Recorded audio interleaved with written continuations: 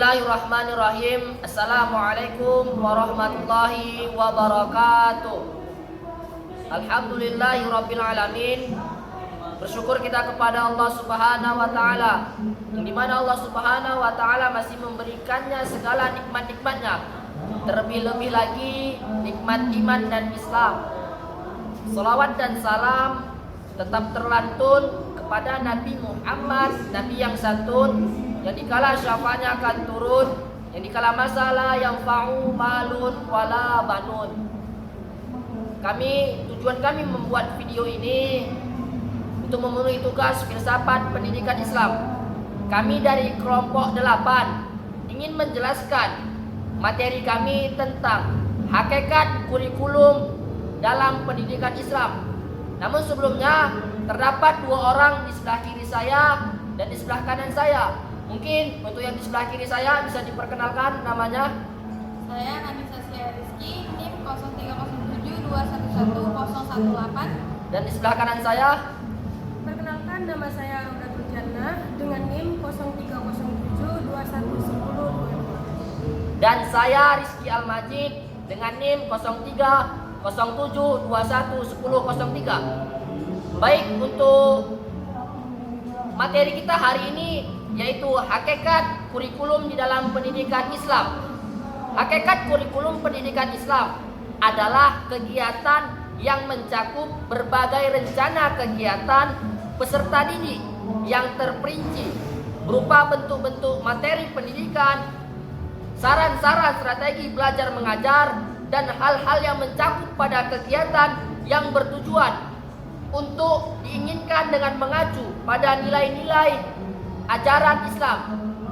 Mungkin ada sedikit beberapa pertanyaan yang akan saya pertanyakan kepada rekan saya. Untuk Rani, apa itu hakikat kurikulum pendidikan Islam? Mungkin bisa dijelaskan kepada para penonton. Baik, menurut saya hakikat kurikulum pendidikan Islam itu adalah bahan-bahan pendidikan Islam yang berupa kegiatan, pengetahuan, dan pengalaman yang dengan sengaja dengan sistematis diberikan kepada anak didik dalam rangka mencapai tujuan pendidikan Islam. Itu menurut saya. Kalau menurut Raudatul Jannah, ada satu pertanyaan mungkin yang ingin saya tanyakan, yaitu apa hakikat kurikulum dalam pendidikan? Menurut saya hakikat kurikulum adalah acuan sebuah lembaga untuk membentuk citra dan aturan sekolah untuk mewujudkan cita-cita dan tujuan yang telah dirancang. Pada dasarnya, sebuah kurikulum dibentuk dan dirancang agar mampu mewujudkan anak didik yang memuat semua aspek, baik aspek kognitif, efektif, dan maupun psikomotorik. Hakikat kurikulum pendidikan Islam adalah kegiatan yang mencakup berbagai rencana kegiatan peserta didik yang terperinci berupa bentuk-bentuk materi pendidikan, saran-saran, strategi belajar mengajar, dan hal-hal yang mencakup pada kegiatan yang bertujuan mencapai tujuan yang diinginkan dengan mengacu pada nilai-nilai ajaran Islam. Jadi begitu menurut saya. Jadi dapat kita bedakan antara jawaban saudari Rani Jaskia dengan saudari Raudatul Jannah. Untuk pertanyaan selanjutnya, mungkin di sini terlebih dahulu saya bertanya kepada saudari Raudatul Jannah, yang dimana pertanyaannya bagaimana kontribusi dan esensi dari hakikat kurikulum itu sendiri di dalam dunia pendidikan Islam. Apakah kontribusinya dalam pendidikan itu ada? Kalau ada, bisa saudari jelaskan?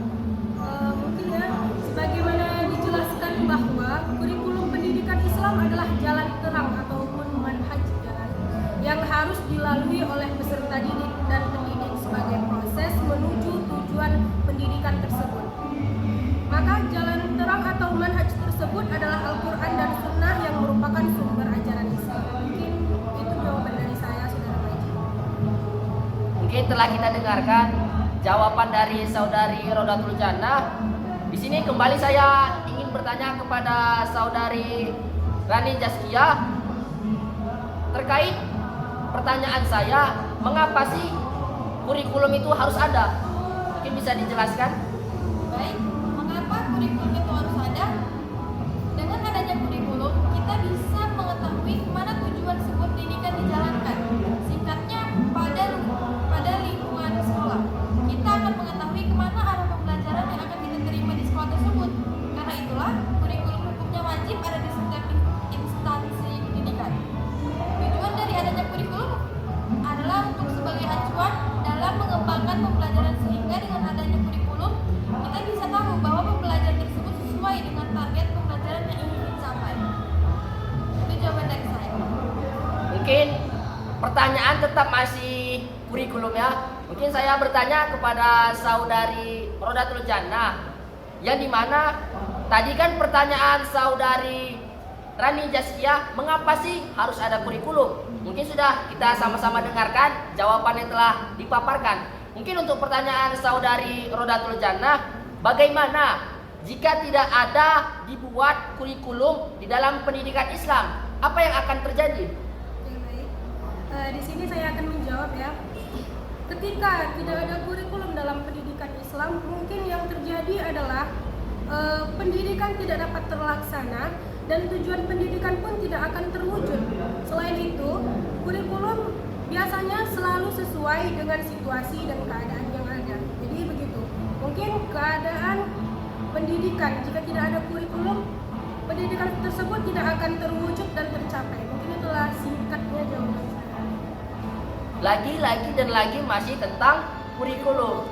Mungkin kita telah mendengarkan jawaban dari saudari Rodatul Jannah. Mungkin untuk pertanyaan selanjutnya kepada saudari Rani Jaskia, bagaimana jika kurikulum itu dapat dikatakan menentukan kualitas pendidikan? Mungkin saya ulangi untuk pertanyaan saudari Rani Jaskia, mengapa kurikulum dikatakan dapat menentukan kualitas pendidikan? Yaitu karena kurikulum sangat penting untuk menentukan kualitas pendidikan di suatu negara. Karena di dalam kurikulum memuat 5 komponen utama, yaitu tujuan kurikulum, materi kurikulum, strategi pembelajaran, organisasi kurikulum, dan evaluasi. Jadi melalui kurikulum, setiap negara akan merumuskan tujuan pendidikan yang ingin dicapai, merangkai bahan ajar yang akan digunakan dalam kegiatan belajar mengajar demi tercapainya tujuan pendidikan, membuat metode jitu dan melengkapi peralatan yang digunakan dalam proses belajar mengajar, serta memeriksa keefektifan dan kemampuan kurikulum tersebut untuk diterapkan dalam pendidikan. Itulah singkat jawaban dari saya. Mungkin masih tentang ya sama seperti awal-awal tadi, masih kita mau bahas tentang kurikulum. Mungkin untuk soal selanjutnya yaitu bagaimana hakikat kurikulum di dalam pendidikan Islam. Untuk jawaban ini mungkin bisa saya bertanya kepada saudari Rodatul Jannah. Mungkin bisa dijelaskan kepada para penonton yang lagi sedang menonton. Hakikat kurikulum pendidikan Islam seperti yang saya jelaskan pertama tadi adalah kegiatan yang mencakup berbagai rencana kegiatan peserta didik yang terperinci berupa bentuk-bentuk materi pendidikan, saran-saran strategi belajar mengajar, dan hal-hal yang mencakup pada kegiatan yang bertujuan mencapai tujuan yang diinginkan. Kurikulum pendidikan agama Islam juga berfungsi untuk mengembangkan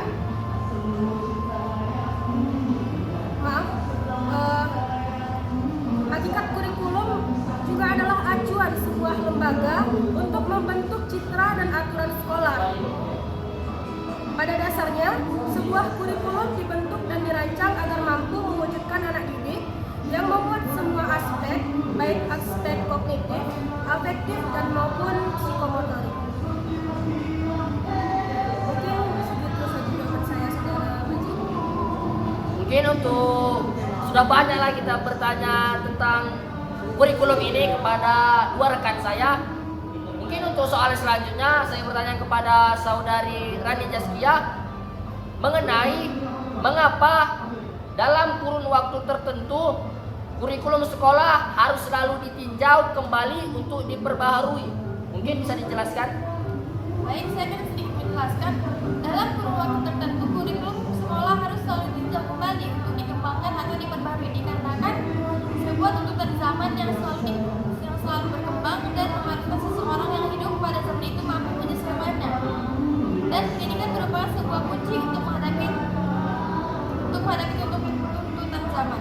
Kurikulum pendidikan agama Islam yang berfungsi untuk pengembangan, penyaluran, perbaikan, pencegahan, penyesuaian, dan sumber lain dengan tujuan membentuk karakter anak bangsa yang bermartabat, serta beriman dan dapat mengaplikasikan ilmu agama dalam kehidupan bermasyarakat. Mungkin untuk soal selanjutnya, saya bertanya kepada saudari Rodatul Jannah mengenai masih tentang kurikulum. Untuk mengetahui tingkatan keberhasilan pelaksanaan kurikulum, harus dilakukan evaluasi kurikulum. Pertanyaannya, bagaimana cara mengevaluasinya? Oke, baik. Jadi ada beberapa langkah-langkah terkait evaluasi kurikulum. Namun pada umumnya mencakup yang pertama adalah merancang, yang kedua adalah melakukan persiapan, yang ketiga ada mengumpulkan informasi, yang keempat menganalisis, kelima konklusi, dan keenam rekomendasi, dan yang terakhir adalah memanfaatkan hasil evaluasi. Mungkin ada tinggal beberapa soal lagi, karena masih banyak waktu dengan rekan saya. Mungkin saya ingin bertanya kembali kepada saudari Rani Jaskia mengenai bagaimana kaitan kurikulum di dalam pendidikan Islam. Mungkin bisa saudari jelaskan. Baik, kurikulum sendiri merupakan seperangkat rencana dan pengaturan mengenai isi bahan pelajaran serta cara yang digunakan sebagai pedoman untuk mencapai tujuan pendidikan. Hubungan kurikulum dengan guru adalah kurikulum merupakan pedoman yang digunakan dalam proses belajar mengajar. Dengan adanya kurikulum, tentu tugas guru sebagai pengajar dan pendidik akan lebih terarah. Sedangkan hubungan kurikulum dengan kualitas pendidikan adalah jika kurikulum itu sudah dikembangkan dengan baik, tentu dapat meningkatkan mutu pendidikan sehingga satuan pendidikan dapat menciptakan lulusan yang berkualitas. Itu singkat jawaban dari saya. Mungkin untuk kepada saudari Rodatul Jannah ada satu pertanyaan lagi, yang dimana saya ingin bertanya bagaimana langkah-langkah untuk menyusun sebuah kurikulum. Oke. Baik, dalam membuat kurikulum pastinya ada langkah-langkah, dan di sini saya akan menjelaskan langkah-langkah penyusunan kurikulum. Yang pertama adalah kita harus menganalisis konteks karakteristik satuan pendidikan. Yang kedua adalah merumuskan visi, misi, dan tujuan pendidikan tersebut. Yang ketiga adalah menentukan pengorganisasian pembelajaran. Dan yang terakhir adalah menyusun rencana pembelajaran.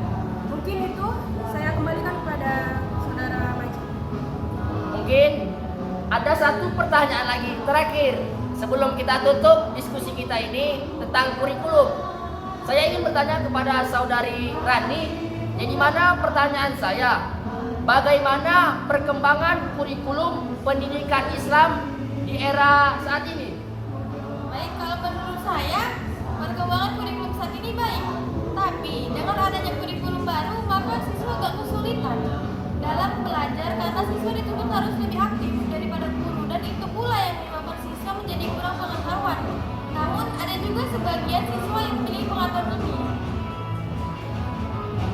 Jadi dapat kita simpulkan mengenai pembahasan kita ini hakikat kurikulum di dalam pendidikan Islam. Mungkin untuk perbedaan kurikulum pendidikan Islam dengan kurikulum pendidikan umum, yaitu hampir seluruh dunia kurikulum pendidikan Islam itu lebih banyak tentang pendidikan agama Islam dan juga pengetahuan umum lainnya.